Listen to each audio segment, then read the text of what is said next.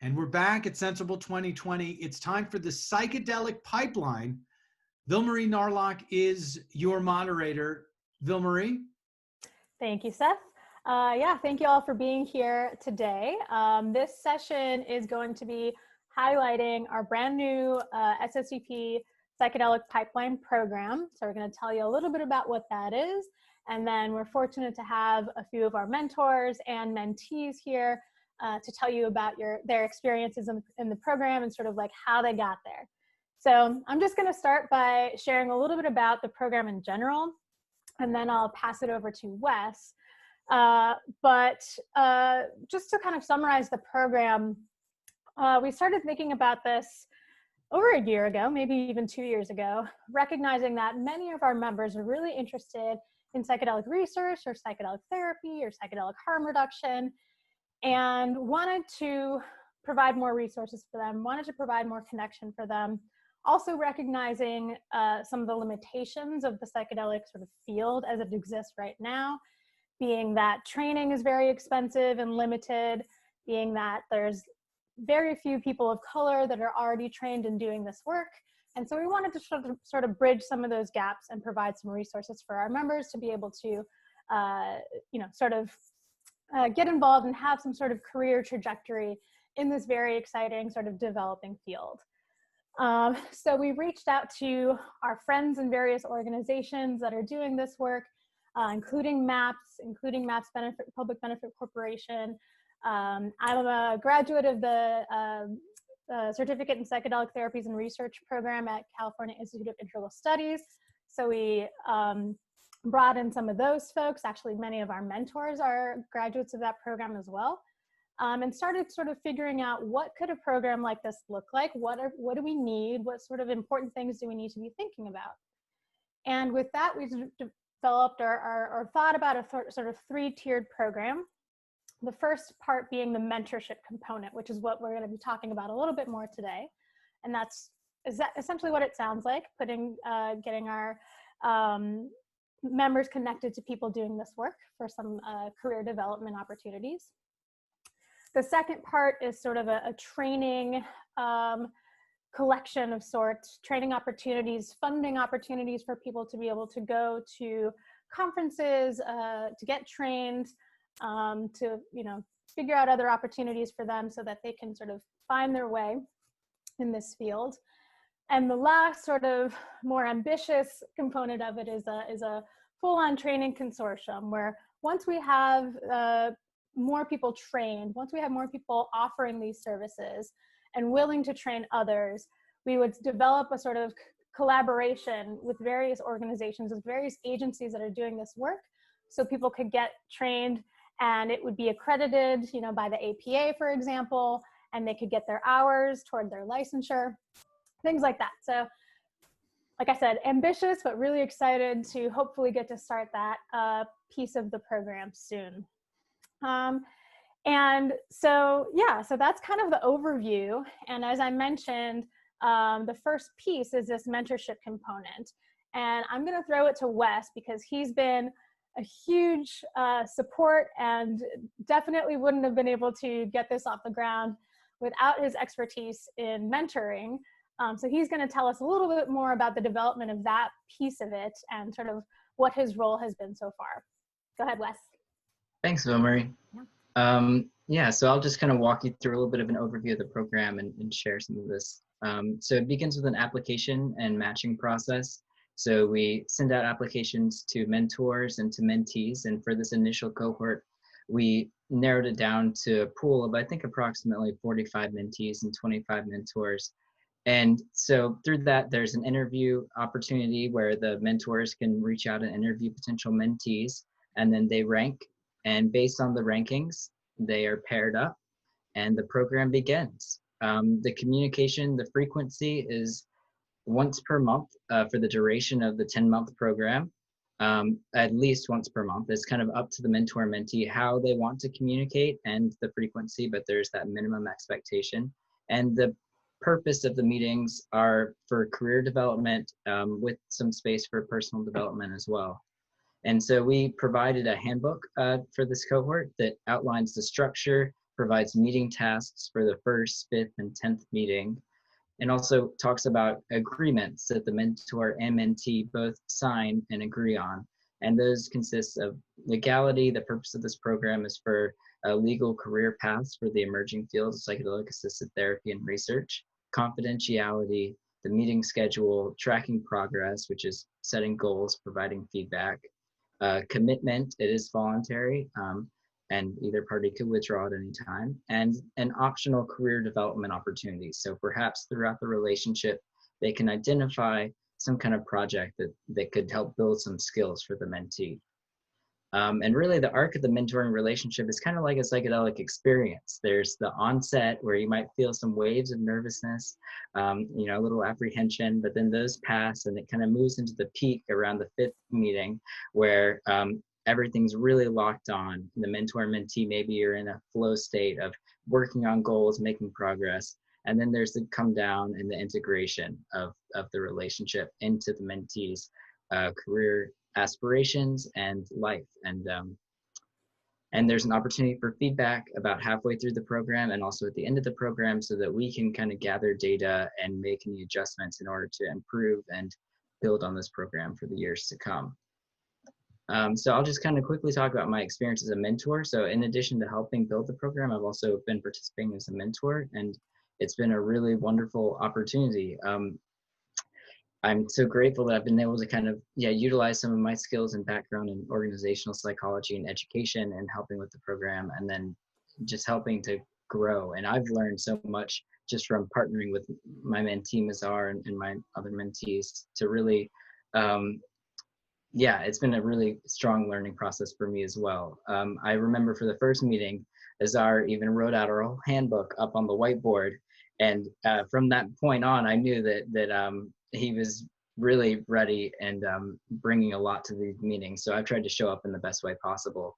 And so we've identified goals. We've identified some people that he could conduct informational interviews with. And then also we've analyzed and looked at some potential areas where we might could work together on some projects. And so with that, I'll kind of pass it over to Azhar and let him share a little bit more. Thanks so much, Wes, for being my mentor, and thank you and Vilmarie for help pioneering this whole initiative. It's been really exciting to be a part of, and I'm so happy to be speaking here today. I will like to tell you guys about how I came across this opportunity in the first place, and then I'll dive in a little bit into how the ebbs and flows have been happening just in the short amount of time that I've had with Wes. So I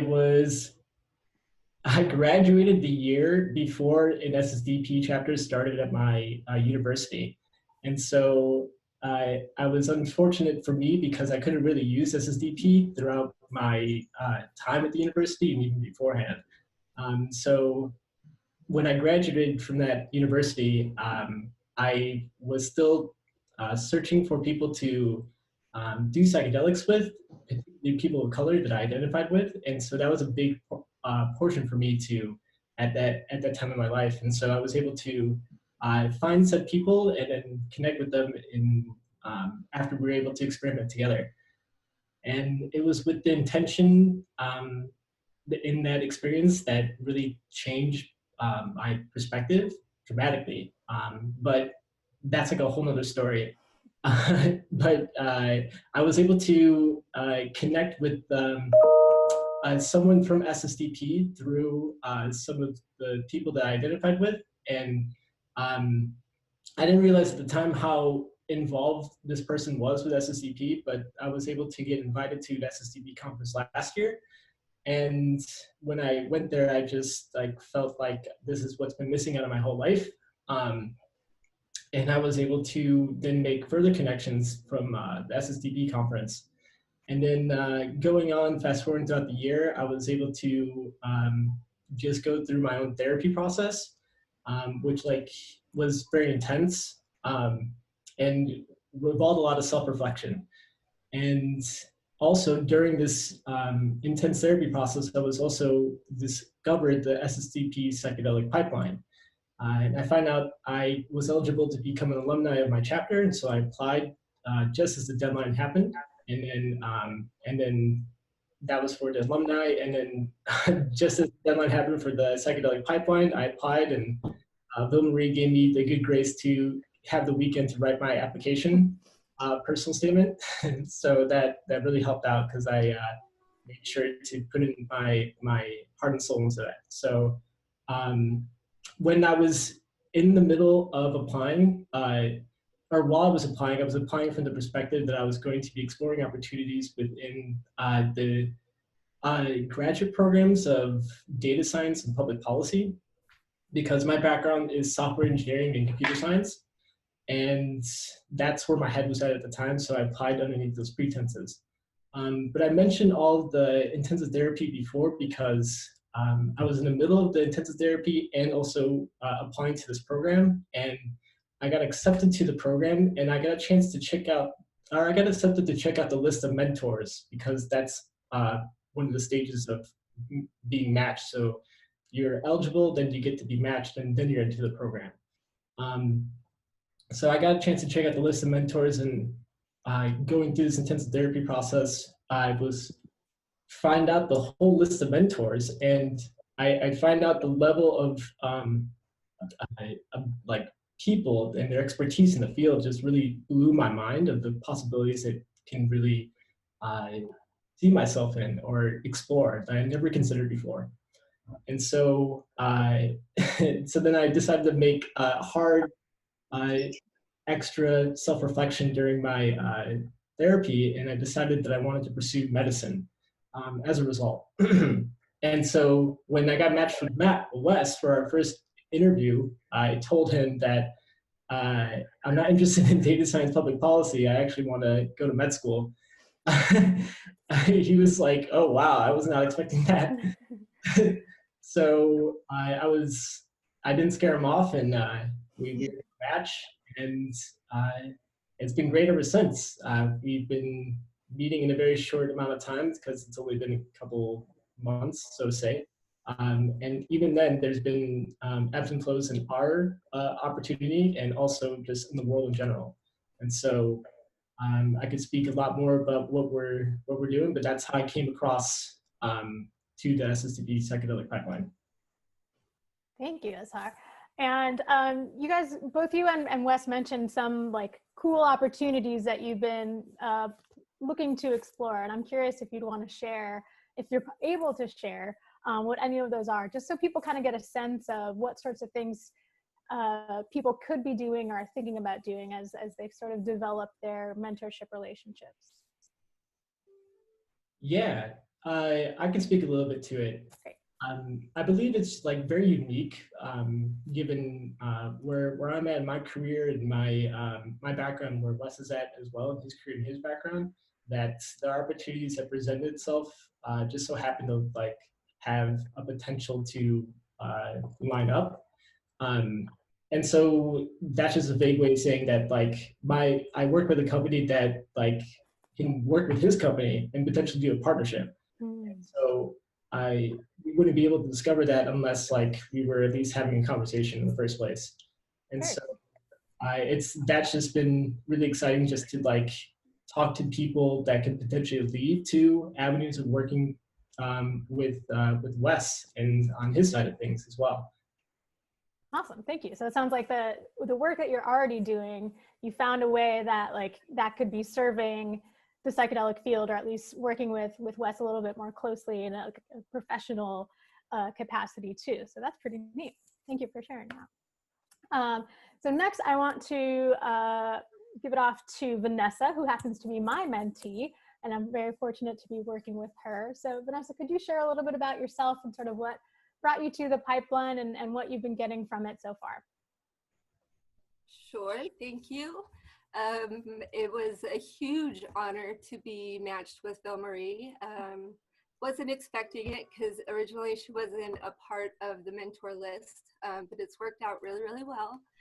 I am not your traditional student, I guess. I graduated high school a little more than 20 years ago, and haven't been taking any college classes in about 10 years. Didn't know where to turn. I knew that I really wanted to research psychedelics, and I knew I was very passionate about this field. And I really just kind of threw myself into online research and to see what I could uncover and see what was going on out there. And by complete accident, I came across SSDP on my LinkedIn page and started looking into it and knew immediately that it was something I wanted to get involved with. I didn't know who was out there doing this type of work already, so I was really happy to kind of come across this organization.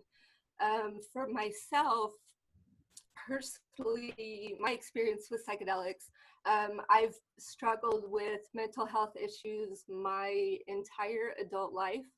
I'd been on disability for, I'm just coming up on 2 years now, hadn't been able to work because of this. And I've tried everything that, you know, so-called conventional medicine had to offer. Did all the meds, did all the therapy, did electroconvulsive therapy, did ketamine infusion therapy, and nothing worked for me. And I started reading more about the clinical trials that were going on with different psychedelics between psilocybin and MDMA. And the more I got reading and researching, I was blown away by the evidence and decided about a year ago to take that journey myself and see if it was something that could help me. And it did, and it changed my life. So without it, I wouldn't have been able to get back to school. As I got to a point where I was getting healthy enough to go back to work, and I thought, well, I don't want to go back to corporate America. I don't want to go back to the 9 to 5. What can I do to help this field get moving forward? So that's when I started looking into school, and I'm really early on, but I'm going to look at a pharmacology degree, but I'm still at a community college level. So I wasn't even sure if SSDP was going to be something available to me.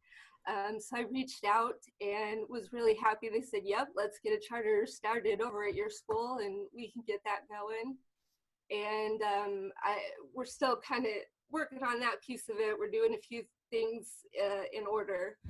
But the pipeline, that coming about, just having that, the mentorship, especially because I didn't know who to go to ask these types of questions, and really how big the field was, and now seeing how it's bigger than I expected, but everybody's still really interconnected and everybody kind of knows everybody. So it's really good to have the mentorship, have Vilmarie's guidance, and have everybody else just to kind of walk us through this journey.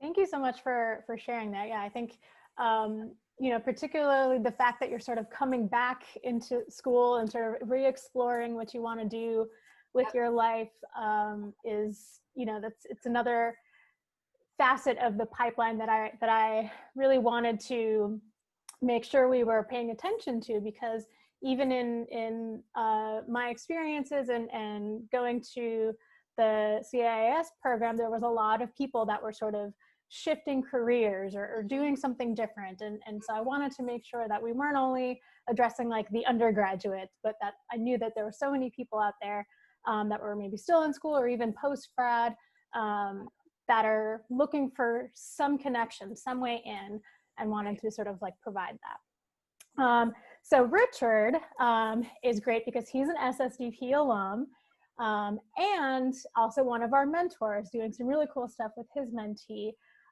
So Richard, I was hoping you could share a little bit about kind of your SSDP experience and sort of your trajectory into this field and what you're sort of bringing to the pipeline now.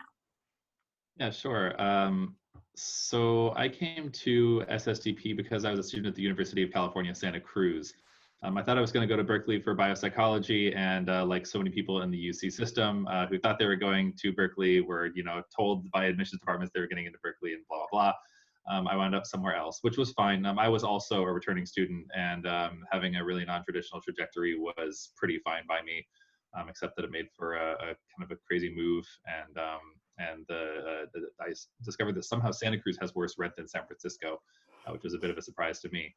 When I was down there, I was still able to pursue biopsychology, but I thought I was going to get in for like kines and study movement arts and stuff. I came out of a movement arts background as a professional circus artist. And when I got into Santa Cruz, they've got one of the top bio programs in the world in genetics. So they really don't care about much bigger than like a cell most of the time. So I was like, oh, what am I going to do? I don't know, and I jumped into biopsychology because they had a cool cog-sci program there and a cadre of people into this like embodied cognition theory and the idea of like looking at consciousness as it's seated in the body. So I'm thinking, okay, cool, embodiment and psychology and all that, and MAPS is there. Like I'll go and try and make friends with the big psychedelic research sponsor, right? So while I was there, I was, engrossed in these studies, and I got a call from, at the time, the Pacific Regional Coordinator of Students for Sensible Drug Policy, Frances Fu. And she was like, hey, I called up all your homies in the Brain Mind Consciousness Society, which is sort of the low-key like psychedelic club at UCSC. And everybody said that you're really organized and you might be interested in taking on this club. And I was like, well, I'm definitely down with SSDP. I'm down with the mission and all that. I'm a holist, so like policy is as important to me as science and mysticism and all this other stuff. But like, hey, let's talk about this. Why doesn't UC Santa Cruz have the bangingest chapter of Students for a Sensible Drug Policy though? And she was like, yeah, that's what I thought. And we were like, you know what it probably is? I thought, well, it's probably just that like there's such a culture here and the woods are so beautiful here and there's so many hippies here that like the students probably just take whatever drugs they want and just keep it underground, and like just like everywhere else on the West Coast, right? It's like everybody smokes weed and nobody talks about it. Well, everybody talks about it, just nobody talks about it when there's the police around. So I'm like, but wait, like how much dirty MDMA is going around town? How much psychedelic harm reduction is happening in town? Are UCSC students talking to MAPS at all? Because I've been going around to all these like psychology mucky mucks and all these biology mucky mucks and being like, hey, so we're in Santa Cruz, who's doing psychedelic research here? And the consensus from the psych program was, there's still people doing psychedelic research? And I was like, bro, you were in Santa Cruz, California. Like, so I was like, okay, fine, Francis, I'll get together with my other homie from this other club. I don't really have time for this, but like, I'll be VP or something maybe. And I'll support this other homie who like is down, and then like a week in, I'm like, okay, so I get this frenzy of activity of like ideas for a new thing to do for a new project. And I get like a week or 2 weeks into like, oh, we could do everything. And then my homie is like, actually, sorry, I got to bail on this. I'm too busy. So then I had this chapter of SSDP like started, and really like sink or swim style for the first year was just like, okay, well, I mean, I was a freelancer for 10 years. So like, this is fine. This is like made for like 18-year-old or like 20-year-old college students to do. Like, I got this. So I just like slept a little less and, tacked on a little bit more. And my first year in SSDP, running a chapter of pretty much like 3.5 students. I had like 5 people who signed the roster, but like I had 1.5 students who was actually like involved in working. And I think our chapter was like 9th place in the chapter activity tracker that year. And I got nominated for Rising Star Activist and Top Rising Chapter, or whatever the actual name of the award is, when I went to nationals that first year. So I was like, okay, sweet, that worked. Francis and I threw the Pacific Regional Conference the following year. I had like a few more people kind of come together. We started a test before you ingest campaign on the Reed College model, which is keep a drug checking kit in a locker somewhere on campus and then find a way to get students access. And one place we were really lucky in Santa Cruz was that, if you get caught smoking pot in your dorm room or whatever, and they write you a pink slip, you have to go and talk to student health counselors in the student health office. And everybody like marches themselves in there like, oh man, I'm going to get like finger wagged at me and I'm going to get yelled at by like prohibitionists who work for the university. But nobody at the student body knows that all the student health center people are old needle exchange veterans who are down. They're super down. So they're like, they get the students in there and they're like, hey, did you just move here from like Louisville and there's not a big weed scene and you started smoking weed at UCSC and now you smoke weed all the time and you're freaking out about it and you made yourself depressed and you're having a problem? Let's talk about it. Or they're like, do you have a totally manageable weed habit and you just happen to get caught this one time? Oh, you did? Cool, get out. Sign the slip and don't get caught, dummy, right? So they were like, hey, like you want our help in getting students to start drug checking? Like, well, we can't do that, but we can tell them where to go and talk to people so that they can do it themselves, right? And in our first year, we ran like 100 or some odd tests, and we kept like a batch of methamphetamine from going out into the student body disguised as MDMA, right? So that gives us a data set, right? We have like all of these tests that we've run, and we found out that even in heady Santa Cruz, California, 25% of what was being passed off as MDMA was completely fake. Like not like mostly pure, but like 0% pure, right? And then we were able to go around to the community and be like, hey, we know you think your dealer is a homie, and maybe they are, but like, this probably got messed up. The order got messed up somewhere in like your great chain of grand homies between you and some chemist somewhere. And maybe this is like somebody making a mistake on their cutting board. Maybe this is some malicious person like shipping drugs onto the dark web that are wrong. Like, you don't know, until you know. So if you don't know, now you know. Anyway, this is the long version of the story. We had this like slightly working chapter, and then I dragged the whole chapter to nationals when it was in Portland, because Portland's like half a day's drive from Santa Cruz. And I had these like kind of down members. There was like 4 or 5 of them.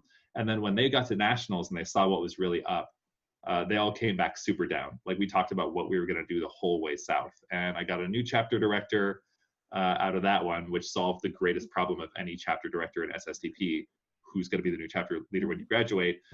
And then that guy carried the torch for a year. And then we got Jules Hodge, who's the current chapter pres, who spent a year as a media intern at SSDP, just got elected to the board.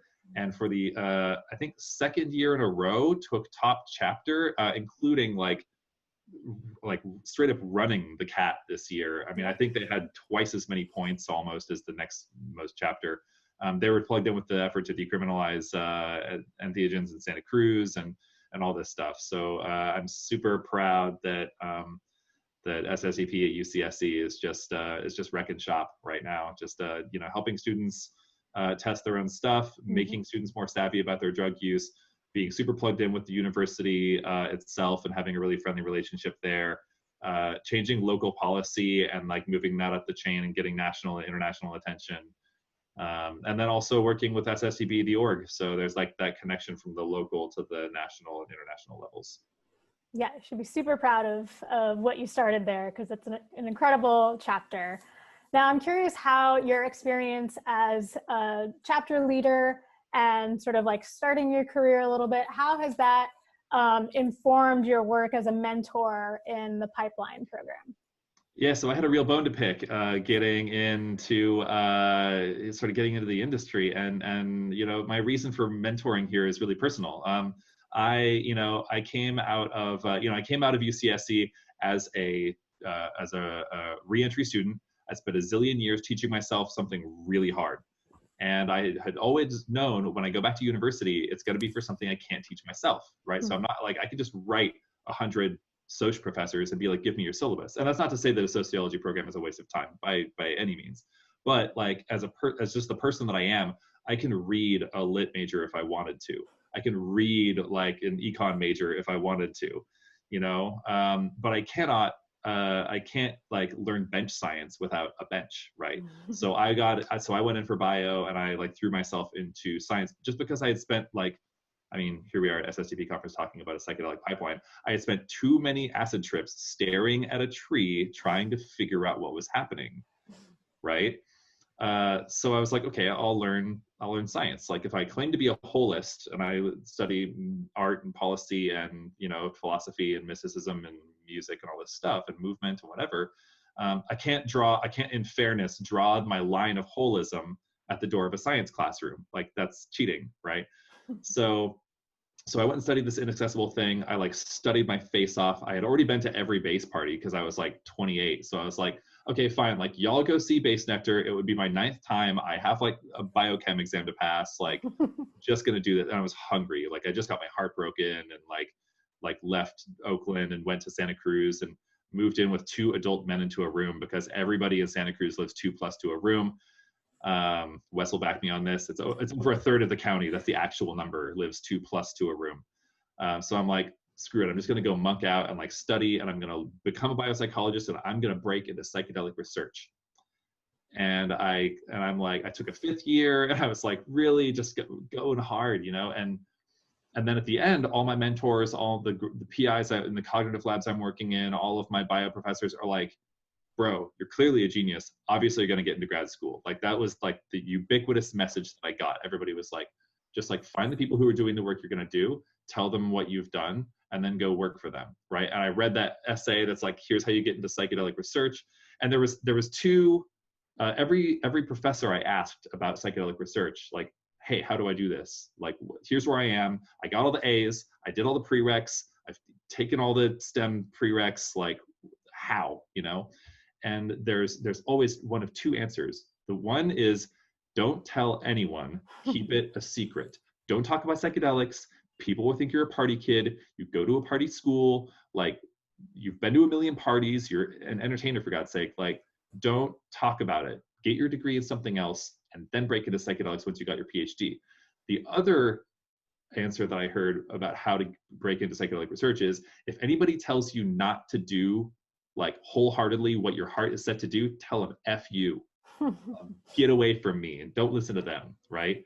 So that's always been like my kind of attitude about stuff. Like, I've always been into like whatever dumb idea I was going to do, like, wholeheartedly, right? I got lucky that they were actually kind of smart ideas in hindsight. But sorry to cut you off, Richard. I know we're running a little short on time.